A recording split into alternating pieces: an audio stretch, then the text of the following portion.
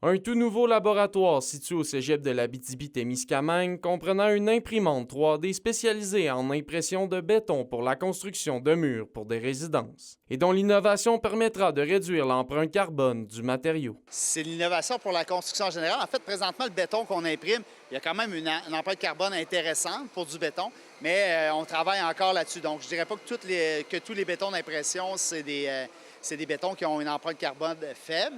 C'est vrai que c'est quand même innovant. C'est innovant pour le Québec. Un mélange de résidus recyclés est derrière le procédé. On va prendre le béton, on va ajouter dedans des mélanges de recettes, on va ajouter des résidus qui proviennent d'autres industries, qui proviennent de mines, qui proviennent d'industries forestières, etc. Le projet permettra de bâtir plus rapidement des logements. Ce qu'on fait ici, c'est qu'on s'intéresse déjà de un à des problématiques qui sont réelles, des problématiques qui sont liées au logement, à la productivité dans le secteur de la construction. Ce qu'on veut faire, c'est offrir des solutions innovantes, technologiques. C'est à la suite de plusieurs années de travail que le tout a pu voir le jour. Je me suis intéressé à la construction d'un mur au Canada, puis j'ai dit, il me semble qu'il y a beaucoup de matériaux, c'est complexe, il y a beaucoup d'étapes.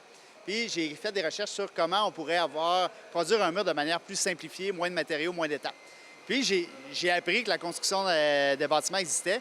De fil en aiguille, en fait, j'ai réuni des gens pour qu'on puisse monter un consortium de recherche. Mais autre que la mise en place de cette technologie, le laboratoire servira également à continuer la recherche dans le domaine de l'impression 3D. Donc évidemment, l'idée, c'est de développer de la recherche sur la construction 3D. Puis il y a différents axes, dont la formation des étudiants. Éventuellement, on aimerait beaucoup développer des formations pour les entreprises selon les besoins du marché du travail. Puis évidemment, tout le volet recherche qui vient à côté pour l'Abitibi-Témiscamingue, le Québec puis le Canada. Par ailleurs, un tout premier projet utilisera cette nouvelle technologie dès l'été prochain du côté d'Amos.